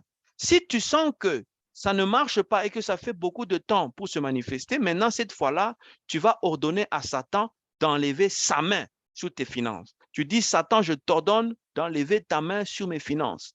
Enlève ta main sur mes finances et je commande à ces finances de se manifester. C'est comme ça qu'on développe la foi pour les finances. Je vais finir avec deux choses et on va prier. Cinquième chose, l'action pratique. L'action pratique, c'est quoi? Vous devez maintenant passer à l'action. Il y a des gens qui, par exemple, ne travaillent pas. Si tu ne travailles pas, très souvent, Dieu aura du mal à multiplier tes ressources. Donc ici, ça s'adresse beaucoup plus aux gens qui ont un travail ou bien aux gens qui ne travaillent pas, qui s'attendent de recevoir tout par miracle. Non, la Bible est claire. La Bible dit que l'Éternel, ton Dieu, te comblera des biens en faisant prospérer tout le travail de tes mains. Ça dit que tu dois avoir un travail. Développer la foi pour les finances, ça vient aussi beaucoup plus quand tu as un travail. Vous savez, c'est facile d'avoir un travail quand tu as déjà un travail. Regardez bien, les gens qui ont le travail, ils trouvent facilement le travail. C'est facile de quitter de telle entreprise à telle autre que quelqu'un qui n'a jamais trouvé un travail pour commencer. C'est pareil ici. C'est-à-dire que quand tu as déjà un travail, la prospérité financière te localise. Tu peux voir que même dans ton salaire, tu peux voir la fidélité de Dieu. Tu peux voir que ta foi fonctionne, même dans ton salaire. Tu peux voir que ton salaire évolue. Tes finances montent. C'est là où nous, on a testé. Quand j'ai compris, j'ai testé, j'ai écrit, comme je dis toujours aux gens, documentez votre parcours spirituel. Quand j'ai remarqué des choses, j'ai constaté, j'ai pris des notes, j'ai dit que ça fonctionne. Ça ne fonctionne pas, je laisse tomber ce qui ne fonctionne pas. Donc, ce qui ne fonctionne pas, c'est faux. Ce qui fonctionne, c'est ce qui est vrai. J'ai testé la parole de Dieu, j'ai dit que ça fonctionne, c'est vrai. Ça ne fonctionne pas, c'est faux. On a mal compris ça. Je documente et quand je documente, je pratique ça une fois, deux fois, trois fois, quatre fois, cinq fois. Ça fonctionne. J'ai pris pour quelqu'un, ça fonctionne. J'ai pris pour quelqu'un d'autre, ça fonctionne. Regardez très bien, la majorité des témoignages qu'on a dans ALM, c'est des gens qui trouvent le travail c'est des gens qui sont visités dans le domaine des finances. Pourquoi? Posons-nous la question. Parce que c'est une loi qui fonctionne. C'est des gens pour qui, quand tu pries avec cette foi qui a déjà fonctionné pour moi. Je prie avec cette même foi. Je déclare et ça marche pour toi aussi. C'est pourquoi il faut travailler. Dieu fait prospérer l'œuvre de tes mains. Si tu n'as pas le travail, développe la foi pour le travail. Et nous parlerons de la foi pour le travail prochainement. Comment développer la foi pour un nouveau travail ou la foi pour un travail que tu veux obtenir. Et enfin, donner et recevoir. Donner et recevoir, c'est un principe de multiplication. Donnez et il vous sera donné. La Bible dit, on versera dans votre sein une bonne mesure, serrée, secouée, n'est-ce pas? Et qui déborde. D'accord? Si vous donnez, la Bible dit qu'on donnera, on versera dans votre sein une bonne mesure, serrée, c'est-à-dire consistante, et qui déborde, qui va déborder. Car on va vous mesurer avec la mesure dont vous vous serez servi. C'est-à-dire que quand, par exemple, on demande qui va contribuer, toi, tu ne contribues pas parce que tu as toujours des raisons, parce que tu as toujours à faire, parce que c'est toujours pas suffisant, parce que toi aussi, c'est la loi spirituelle qui te juge. Tu seras mesuré. Toi aussi, quand l'argent va vouloir venir chez toi, l'argent va aussi éviter. Il va dire, ah, là-bas, je vais un peu. On t'envoie des miettes, les 10 francs, les 50 francs, ça vient chez toi. Mais l'argent là, le vrai, ça va chez les autres qui dépensent comme ça. J'espère que quelqu'un comprend. C'est pourquoi nous avons appris à investir dans l'œuvre de Dieu. C'est pourquoi nous, quand on veut aider quelqu'un, on le fait sans arrière-pensée. On le fait parce qu'on sait que celui qui donne reçoit. À l'instant où tu donnes, tu reçois. Là où nous sommes, apprenons à investir. Quand tu vois un besoin dans le ministère comme ALM, vous savez combien ça prend, par exemple, pour faire tout ça, toutes ces activités ici, tout ça. Ça prend du temps, de l'énergie. Mais toi, tu peux être là, tu te dis, je vais donner, je vais mettre mes finances. Il ne faut pas ta prière. La prière, c'est autre chose. Parce que les gens disent que non, j'ai contribué avec ma prière. Non, non, non, non. Si tu donnes ta prière, on te donnera aussi la prière. Si tu donnes, tu as jeûné, tu dis que moi, je contribue avec les jeunes. Toi aussi, quand tu auras besoin d'argent, on va jeûner pour toi. Mais les finances, c'est vice-versa. Quand tu donnes les finances, on te secourt aussi avec les finances. Quand tu donnes, moi j'ai fait un test. Quand on avait commencé l'église, malheureusement, le frère Jeff n'est pas là. Mais mon épouse est témoin. Et je ne sais pas s'il y a le frère Gates qui est aussi un de mes enfants de Assis. Je ne sais pas s'il est là. Quand nous avons commencé l'œuvre de l'imiter à Kinshasa, on avait besoin de mettre le hangar. Il y a un frère qui travaillait, je vais taire le nom de l'entreprise, qui m'a contacté. Il dit, Papa Max, je vous donne 1000 $. D'ailleurs, il était en train de voyager. Je vous donne 1000 $ pour le hangar. Et puis moi-même, Dieu m'avait visité. J'ai sorti aussi mon argent. J'ai donné, j'ai ajouté à cette œuvre-là. Et je vous dis la vérité que je sais voir nettement la différence entre ce temps-là. Donc, c'est-à-dire après ce moment-là et avant. C'est-à-dire après ce moment-là, on me donnait l'argent, je me demandais, ah, donc moi aussi, quelqu'un peut me contacter dans ma vie. Il me contacte pour juste me donner 1000 $, comme ça, sans arrière-pensée. Donc, quelqu'un te donne juste comme ça. Vous imaginez? Ça, c'est quoi? C'est que quand tu donnes, en réalité, tu reçois. Beaucoup de gens restent dans les liens parce que justement, ils n'arrivent pas à donner. Même si tu dois donner 10, si c'est ce que tu as. Si c'est ce que tu as, donne ça. Donc, c'est juste la culture d'apprendre à donner. Comme par exemple, tu es touché par un message. Ne te retiens pas, tu donnes. Donne à Dieu. Crée la mentalité de l'abondance. Fais de sorte que ça coule, ça continue de couler. Parce que quand tu retiens, tu te retiens. Plus tu donnes, tu crées de l'espace pour que Dieu ajoute. Tu crées de l'espace. Si tu ne recevais pas un salaire de 1000 $, tu vas commencer à recevoir un salaire de plus de 1000. C'est comme ça et ça marche. Donc, voilà, je vais m'arrêter là pour synthétiser. Je synthétise, première des choses. Nous avons parlé comment on développe la foi pour les finances. Je ne sais pas s'il y a des questions, c'est une session d'enseignement, ok? S'il y a des questions, il faut poser des questions, il ne faut pas dire amen. Il faut poser des questions. Je vais donner 5 minutes pour les questions, puis on va prier. Et puis, on va prier pour des personnes qui ont besoin d'avancer. On ne va pas prier pour les gens qui n'ont pas besoin d'argent. Moi, j'ai besoin d'argent. J'ai des gros projets de la vie. Si tu as des projets de la vie comme moi, tu veux faire des grandes choses dans ce monde comme moi, tu vas te joindre à la prière avec moi pour faire cette prière et libérer des paroles et nous transformer pour aller à l'autre étape. Alléluia. Donc, nous avons parlé les étapes pour développer, c'est premièrement avoir la mentalité de l'abondance. Ne jamais te considérer que tu manques, ne jamais te considérer que, voilà, tu vas mourir parce que tu n'arrives pas à payer le loyer. Même si tu as des dettes, à partir de ce soir, commence à considérer que tes dettes sont payées. Ne te demande pas qui va payer. Toi, considère ça que mes dettes sont déjà payées. Toutes mes dettes sont déjà annulées et commence à vivre avec ça. Tu ne vas pas comprendre d'où va venir l'argent, qui va intervenir. Toi, tu ne sais pas. C'est l'abondance. L'esprit financier va entrer et tu vas voir les choses bouger. Changez votre entourage. Quittez les amis qui sont les étouffoirs, qui ne parlent que de la pauvreté, qui ne parlent que de reculer en arrière, qui vous donnent des images, qui vous font des maux de tête, qui ne vous font pas avancer. Quittez, quittez, quittez. C'est votre délivrance. Votre délivrance commence par ça. Changez votre entourage. Nous avons dit même que si c'est possible, déménagez dans le quartier où vous êtes qui ne vous apporte rien du tout. Cabo Sande Rabash. Ah, je suis en train de sentir l'onction, même si on parle des finances, mais je sens l'onction du Saint-Esprit se déployer fortement dans la vie de certaines personnes. Au moment où je suis en train de parler de ces choses, il y a des gens qui vont être loin.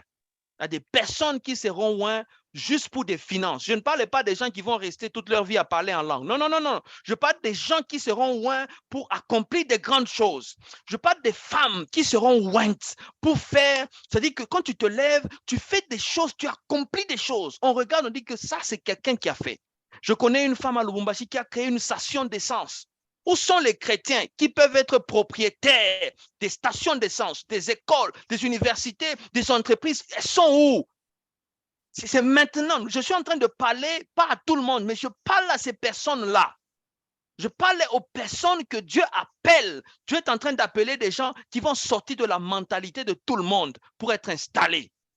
Même Jésus était entouré de femmes puissantes, des femmes qui avaient l'argent. Parce que même le ministère, on ne peut pas faire le ministère s'il n'y a pas l'argent. Changez votre entourage. Je parle aux personnes qui doivent développer la vision de ce qu'ils veulent recevoir. Développe la vision de ce que tu veux recevoir. À partir de ce soir, ne dors pas sans écrire dans ton carnet ou bien sur le mur le montant que tu veux. Tu peux même tester pendant 3 mois ou bien pendant 1 mois ou 2 mois. Écris seulement le montant, suis seulement ce que je te dis. Écris ton montant clair de ce que tu veux obtenir. Ce papier-là, tu l'as tous les jours avec toi. Tu te réveilles, tu le regardes. Et puis quand tu regardes, tu dis, ah, j'ai mes 10 000, c'est bon. Maintenant, je commence à faire ma demande. Ma demande, c'est quoi? Je parle. J'ai dit que pour les finances, on ne prie pas. Même si tu jeûnes, tu perds ton temps. Disons-nous la vérité. Nous, on a déjà jeûné ici. On a déjà fait des jeûnes et des jeûnes. Juste pour l'argent. Ça n'a pas marché. Quand je jeûne, c'est l'onction qui s'ajoute pour prier pour les malades et puis d'autres choses. Mais j'ai compris que pour les finances, ça ne venait pas. C'est quand on a compris qu'on a fait ça. Pour les finances, on parle. Maintenant, tu commences à déclarer, tu commences à affirmer ta possession. Tu commences à appeler que les finances viennent pour combler ce besoin-là. Et quand tu fais ça, mets-toi au travail. Commence à travailler. Cherche quelque chose à faire. Parce que l'argent va localiser l'œuvre de tes mains pour multiplier ça. Si tu as demandé 10 000, peut-être ça va venir à travers de ton travail. On peut t'augmenter le salaire. tu peux obtenir une promotion, d'accord? Tu peux recevoir une nouvelle offre d'emploi, mais il faut que tu aies un travail. Tout comme tu peux recevoir un nouveau boulot, tout comme tu peux recevoir une opportunité quelconque. Mais il faut que tu travailles pour que l'argent localise exactement quelle est la source qu'elle va multiplier ou qu'il va multiplier. Et puis, dernier, donner pour recevoir. Apprenez à donner. Je l'ai dit haut et fort. Si vous ne contribuez pas, et puis sous le son de ma voix ici, cette voix ici, elle va suivre là où vous êtes. Si vous n'arrivez pas à comprendre, même pas à contribuer, même dans vos églises, même pas à aider les gens dans vos familles, j'ai des gens pour qui j'ai déjà prié. Pas peut-être ici, j'ai des gens dans mon passé, dans ma vie. J'ai prié pour des gens. C'est-à-dire que la personne n'avait rien, pas même un travail. J'ai prié pour elle. Elle a obtenu le travail, mais elle part sans même un franc. Elle ne va pas monter. Même si tu fais comment, tu ne peux pas avoir la promotion. Parce que tu n'as pas la mentalité de l'abondance. La mentalité d'abondance, c'est pourquoi nous rendons grâce. C'est pourquoi on fait des actions de grâce. C'est pourquoi. C'est pour dire que ce que je reçois doit se multiplier. Mais quand toi, tu as reçu, tu es parti. Rappelons-nous de ce que Jésus a dit. Les lépreux qui sont partis sans action de grâce sont devenus des lépreux. Voilà pourquoi des gens n'avancent pas. Tu as prié pour lui, il a fui. 2 ans après, il rentre à la case départ. Mais les gens qui donnent, les gens qui restent attachés, les gens qui reconnaissent Dieu, Dieu les bénit toujours. Je n'ai jamais vu personne être abandonné parce qu'il a donné à Dieu, parce qu'il reconnaît qu'il donne avec foi. Ça n'existe pas. Le bonheur est dans les oreilles. Il y a certaines vérités, il faut en parler, il faut dire la vérité pour que les gens comprennent, qu'on sorte des choses qui sont fausses, des camouflages. Il faut donner. Tu contribues à l'œuvre de Dieu, tu bénis l'homme de Dieu. Quand tu es touché, tu bénis, donne ton argent, qu'on mange ça. Quand je mange ton argent, je ne parle pas des dîmes ici. Ça, c'est autre chose. Quand quelqu'un mange ton argent, par exemple, je mange ton argent. Ce n'est pas pour rien. Quand je mange ça, là, je pense que je vais manger ça pour rien. Quand quelqu'un mange ça, ça entre, il y a des paroles qui sortent, même le cœur. Il dit que, l'argent ici, ça vient de maman Cynthia, par exemple. Il dit, vraiment, donc elle a envoyé ça. Vraiment. OK. Je donne, tu peux, achète-moi, par exemple, du yaourt. J'envoie, on m'achète du yaourt ou bien fais-moi à manger. Je viens, je mets là-bas, je suis en train de manger l'argent de maman Cynthia. Et je me mets à manger cet argent. Quand je vais finir de manger, ça dit que le désir là qui est monté, c'est ça même le commandement. Quelque chose, un transfert qui se fait dans le monde spirituel qui devient une réalité. C'est comme ça que ça marche. Je vais m'arrêter là en espérant que vous avez été bénis abondamment par ce message. Ce message, c'est développer la foi pour les finances. Pour développer la foi pour les finances, il faut les choses dont nous avons parlé, acquérir une bonne mentalité et que la grâce de Dieu soit sur vous. Bien. Je ne sais pas s'il y a des questions. S'il n'y a pas de questions, nous allons prier. S'il y a des gens qui ont des projets, tu as constaté que ça n'a pas marché dans ta vie, on est en train de te torturer, il y a des gens qui t'escroquent, ça veut dire que tu es victime. C'est un problème aussi à ton niveau.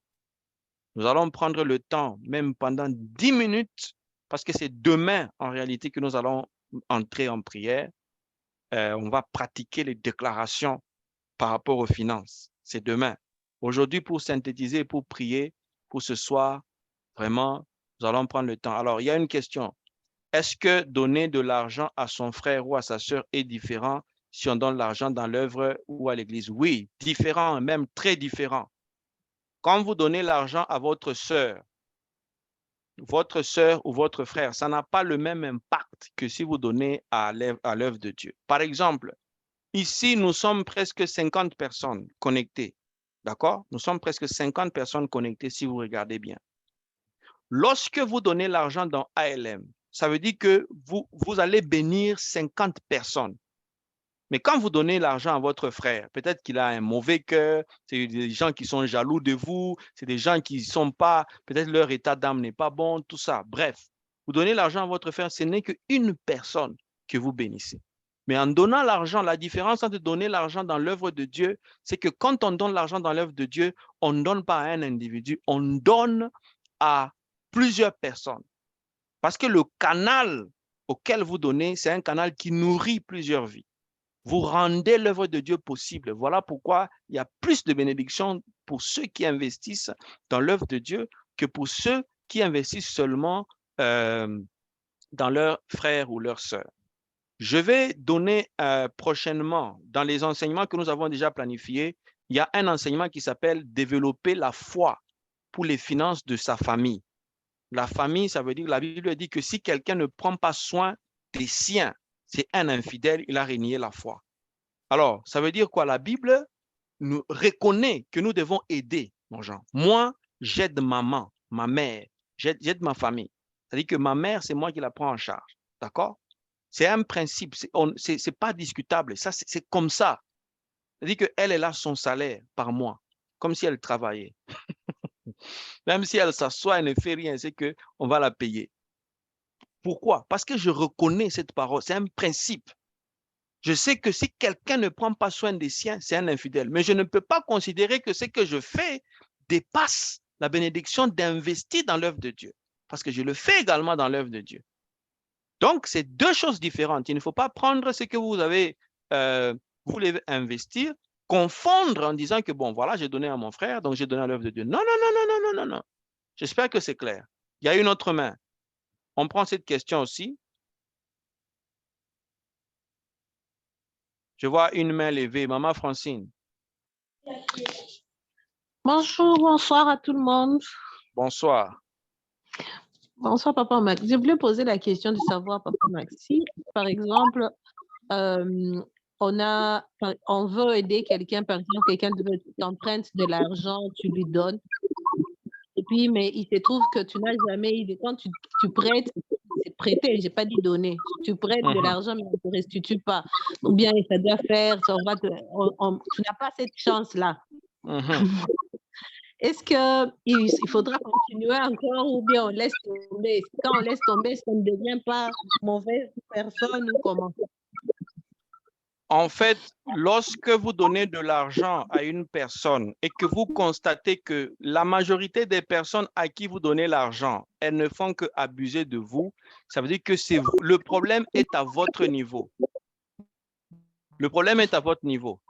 Ça veut dire quoi? C'est que les gens qui n'arrivent pas à prospérer dans leurs finances, le problème n'est pas au niveau de vos clients. Non, non, non, non. Le problème est à votre niveau parce que l'argent refuse de venir chez vous. En fait, c'est ça. L'argent, ce n'est pas les papiers. Je dis encore, l'argent, ce n'est pas les papiers. L'argent, c'est là où il doit aller. L'argent respecte les gens auprès de qui il doit aller. Donc, lorsque vous donnez la marchandise à quelqu'un, la personne, au lieu de vous payer, l'esprit, il y a un esprit, c'est-à-dire l'esprit de l'argent, refuse de venir chez vous. Et la personne, elle peut avoir l'argent, mais elle préfère dépenser dans des futilités alors qu'elle a votre dette. Comment vous allez expliquer ça? C'est que le travail à faire, c'est à votre niveau. Comment vous allez faire ce travail? Vous devez faire que l'argent vous accepte. Pour que l'argent vous accepte, vous devez créer l'espace pour l'abondance. Vous devez développer votre mentalité de l'abondance. Vous devez changer les gens, vos fréquentations, développer la vision de la foi et commencer à déclarer. Quand cet espace est créé, c'est un espace spirituel, même si vous ne le voyez pas, cet espace, quand vous le faites, il se crée. C'est cet espace qui va commencer à appeler l'argent. Ce n'est pas vous, ce n'est plus vous. Vous avez créé l'espace, vous avez créé cette énergie, cette force de la foi qui commence maintenant à attirer l'argent. Donc, même si quelqu'un n'avait pas l'intention de vous payer, la personne se rappelle de vous. Non seulement elle vous paye, mais elle vous apporte même de nouveaux clients. Est-ce que vous n'avez jamais vu ça? Vous n'avez jamais vu les gens qui vous commencez le même business ensemble, mais la personne, elle a plus de clients que vous, elle prospère plus vite que vous. Je vous donne un exemple. J'ai prié pour une maman, une sœur, dont je vais taire le nom. Peut-être certains la connaissent. Cette sœur elle travaillait dans une entreprise. Elle était haut placée. Je pense qu'elle était DRH. Le moment où elle a démissionné, elle est venue me voir, elle a dit, je veux ouvrir une entreprise qui va travailler dans le HR. J'aimerais que vous puissiez m'accompagner et tout ça. J'ai dit, OK, assieds-toi. Et nous avons commencé à développer, à faire le travail de la foi. Parce que les gens pensent que non, il faut qu'on prophétise sur toi pour que tu prospères. Moi-même, j'ai la grâce prophétique, je sais comment ça fonctionne. On peut prophétiser sur toi. Si tu as la mentalité de la pauvreté, tu vas mourir dans la pauvreté. Nous connaissons le travail qu'il faut faire. J'ai dit que le travail que tu dois faire, viens t'asseoir. Elle est venue, on a travaillé. Il y a beaucoup de choses qu'elle devait enlever dans sa pensée. Il y a des combats qu'elle avait, des conflits, des gens lui voulaient du tort, tout ça. J'ai dit, enlève tout ça, mets de côté, crée la mentalité de l'abondance. Aujourd'hui, au moment où je vous parle, son entreprise a moins de 2 ans. Mais son chiffre d'affaires, si je vous dis le prix de son chiffre d'affaires, vous allez tomber. C'est au Congo là-bas, son entreprise. Dans les mêmes conditions, il y a tout le monde qui souffre. Il y a des entreprises qui ont fermé. Elle a commencé, elle a moins de 2 ans. Elle a plus de 800 clients. Au niveau des ressources humaines, elle place des gens partout. Comment vous expliquez ça? C'est le travail de la foi. Quand on parle de la faveur, c'est une force spirituelle. Donc, les gens, quand le travail de la foi est fait, c'est cette force-là qui va attirer les gens vers vous. Si les gens ne viennent pas vers vous, c'est que vous avez un problème à votre niveau. Vous devez vous asseoir, faire le travail.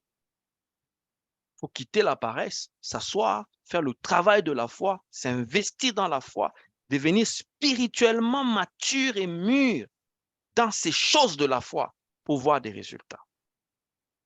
C'est ça la maturité. Nous, dans ALM, on ne partage pas la nourriture, là, des trucs là, non. Jésus t'a déjà sauvé, tu vas aller au ciel. Ça, c'est basique. Ça, c'est quand on s'est converti. Qui ne connaît pas ça? Ici, on partage what we call materials. On partage la nourriture pour cheminer dans les défis de la vie et vivre la vie abondante. J'espère avoir répondu à votre question, que c'est un travail de la foi, Maman Francine, et ce travail-là, quand vous le faites petit à petit, en faisant la réconfiguration, vous allez voir que vous allez avancer. Une autre question que je vois ici. Quand tu prêtes à des chrétiens, des serviteurs de Dieu, et surtout des serviteurs de Dieu, mais ne remettent pas, tu fais quoi? Chez le non-chrétien et chrétien, pareil, expérience finalement, tous deux ne te bénissent pas parce que tu utilises. Ça veut dire quoi? Moi, je me demande comment un serviteur de Dieu va demander l'argent que tu lui prêtes. Je ne comprends pas la mentalité des gens. Un serviteur de Dieu ça ne doit jamais, jamais, jamais arriver un serviteur de Dieu demander l'argent à des fidèles. Le jour où vous allez voir dans ALM, je vous écris un SMS ou quoi que ce soit, vous demandez de me prêter l'argent, vous qui êtes mon enfant, ou bien vous qui êtes sous ma supervision spirituelle, ou bien qui êtes dans ce ministère, ça veut dire que c'est grave. Ça ne peut pas se faire. Vous voyez déjà, là, c'est le premier problème.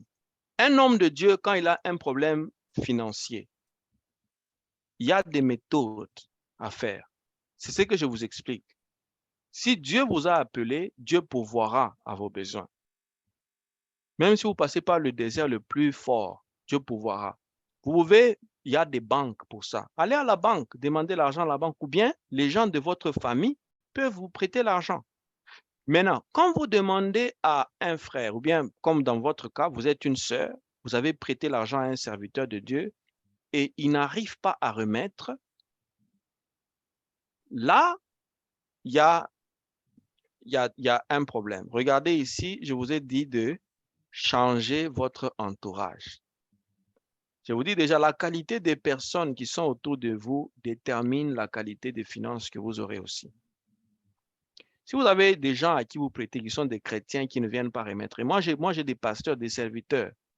Un prophète est venu vers moi, un jeune prophète de Kinshasa. Oh non, homme de Dieu, nous avons la campagne, nous avons ceci.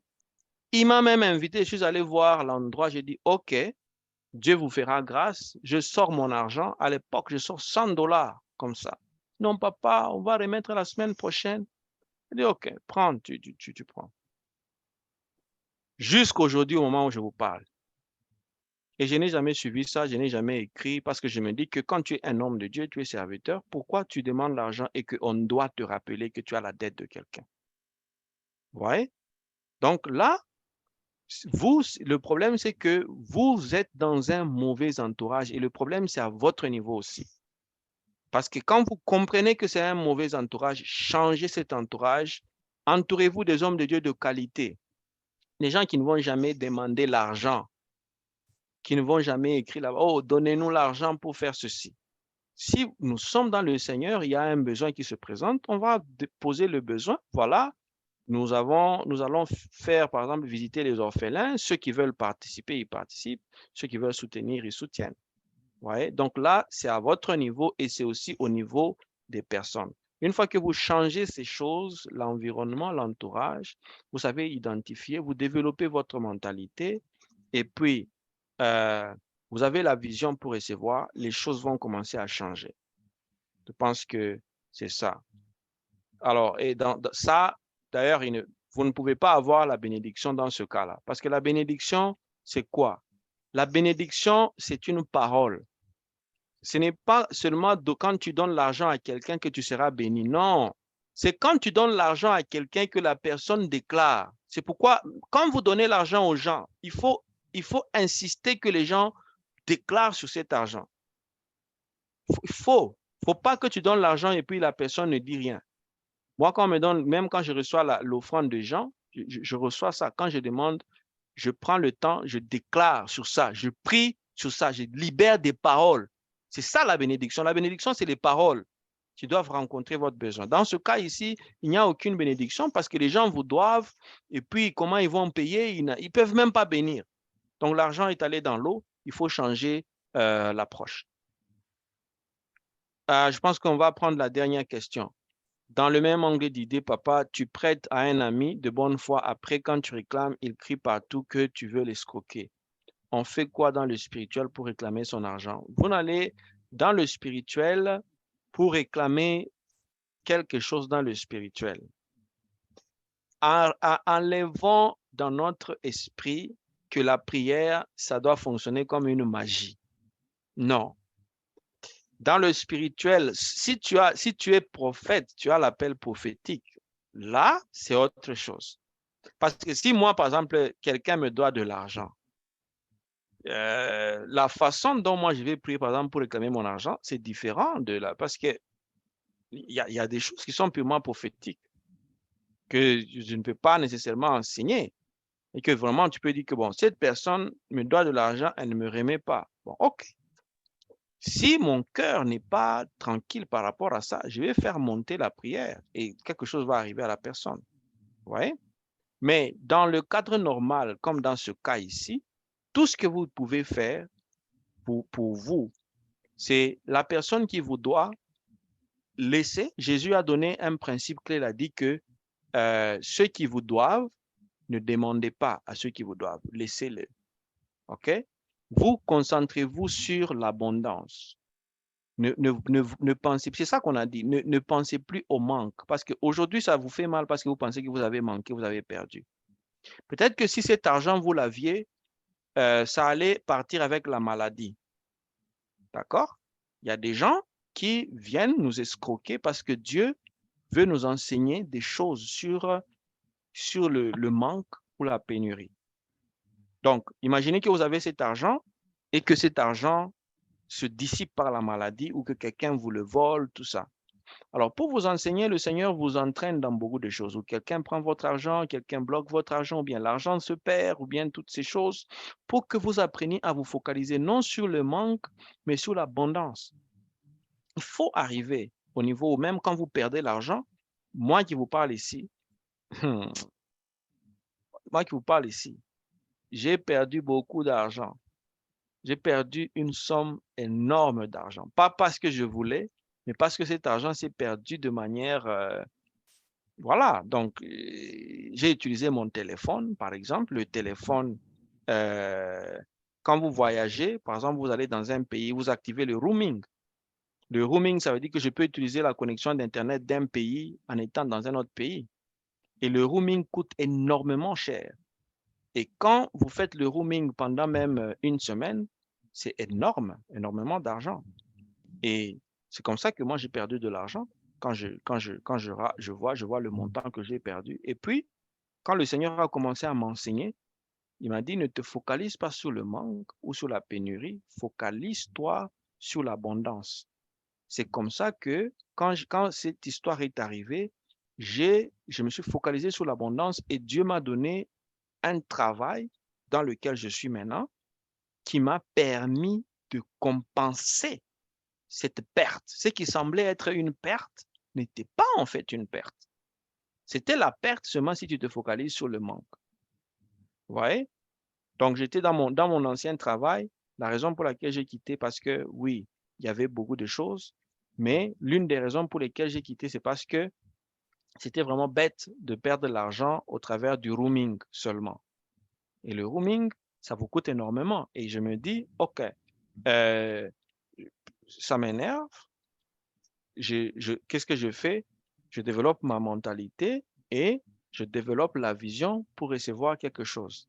Et c'est comme ça que j'ai eu ce travail. Et on m'a contacté en Espagne, à Barcelone, ici. J'ai encore eu un travail plus que celui que j'avais avant, où on me paye de loin que ce que j'avais avant. Ce qui me permet d'oublier la peine de l'argent que j'avais perdu. Donc, en fait, ce qui se perd, dans le spirituel, rien ne se perd. Il n'y a rien qui se perd. J'espère qu'on comprend. Malheureusement, on n'a pas beaucoup de temps, on ne peut pas passer toute la nuit sur ce cas, mais retenons que dans le spirituel, rien ne se perd. Si vous perdez l'argent, même si vous avez perdu de l'argent, on vous a escroqué, l'argent est parti, tout ça. Ne vous focalisez plus sur cette perte. Focalisez-vous sur le fait que votre source, c'est Dieu. Dieu peut remplacer ce qui a été perdu, ce qui a été dévoré. C'est comme ça qu'on développe la mentalité de l'abondance. Juste en faisant ça, vous allez attirer vers vous le meilleur. Créer une entreprise, engager les païens n'est pas mieux que d'engager les membres de l'Église qui ont le langage qu'ils doivent être dans la tête et non la queue, en réalité, qui cherchent à te noyer. Bon, bref. Merci pour la contribution. Est-ce que nous pouvons maintenant prier?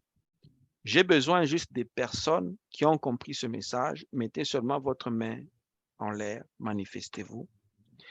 Si après ce message, vous êtes convaincu de contribuer à quelque chose, soit dans ALM, soit de quelque manière que ce soit, mais de manière financière, venez me contacter afin que l'on pratique ce qu'on est en train de dire. Il ne faut pas faire comme les gens qui entendent et puis qui disparaissent comme si de rien n'était sans pratiquer. Vous venez, on pratique l'enseignement reçu afin que vous voyez si ça marche ou si ça ne marche pas. Donc, s'il y a quelqu'un qui est là, mets seulement ta main, nous allons prier. Je vais déclarer sur chacun d'entre nous. Et tes projets dans ton cœur, tes projets dans l'esprit. Fixe un montant dans ton esprit. Qu'est-ce que tu veux recevoir financièrement? Qu'est-ce que tu veux recevoir de la part de Dieu? Christ nous a libérés de la malédiction de la loi.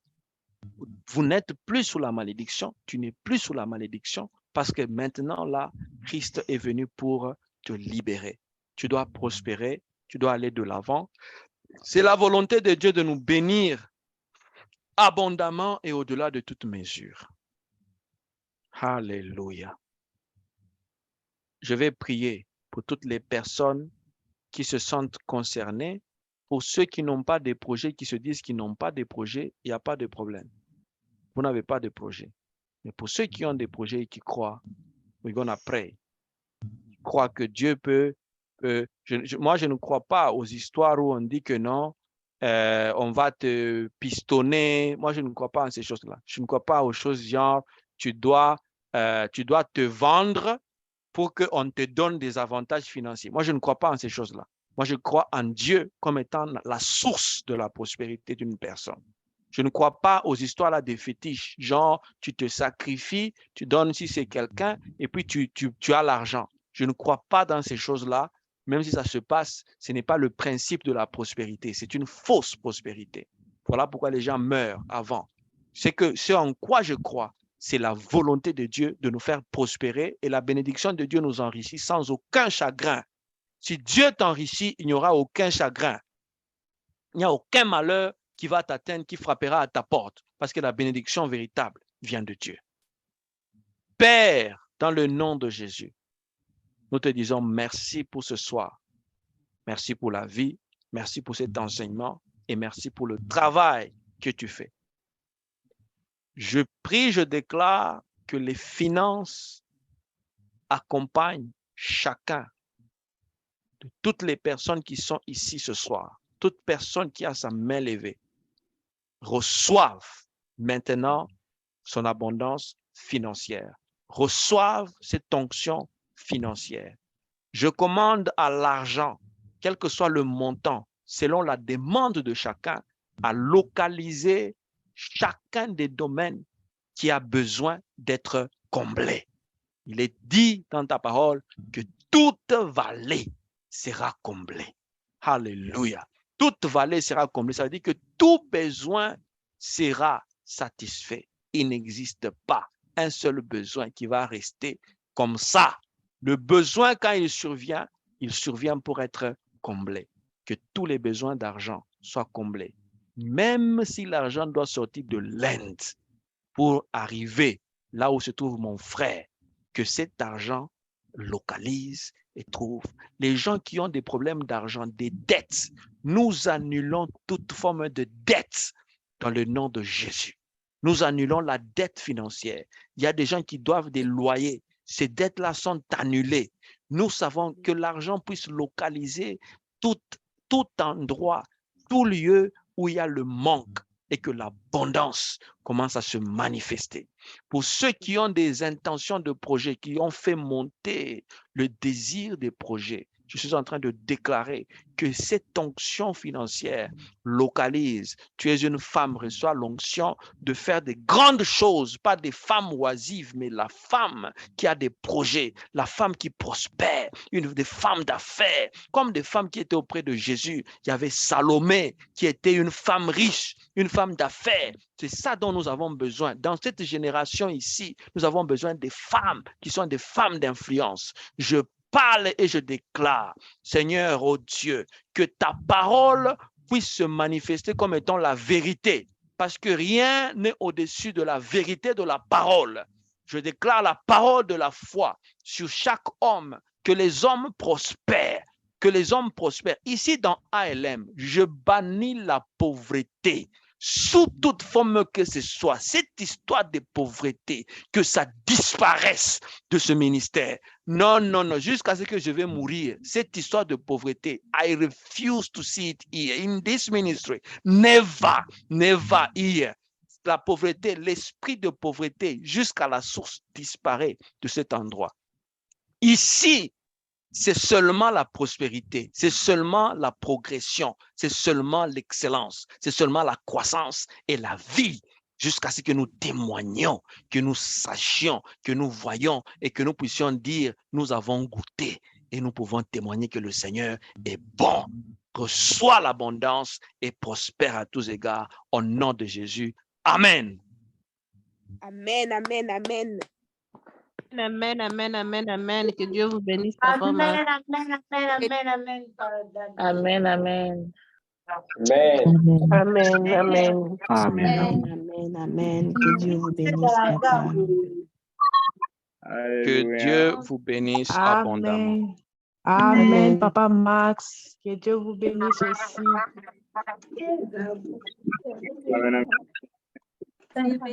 Papa Max, j'ai dit nous sommes à la table, non?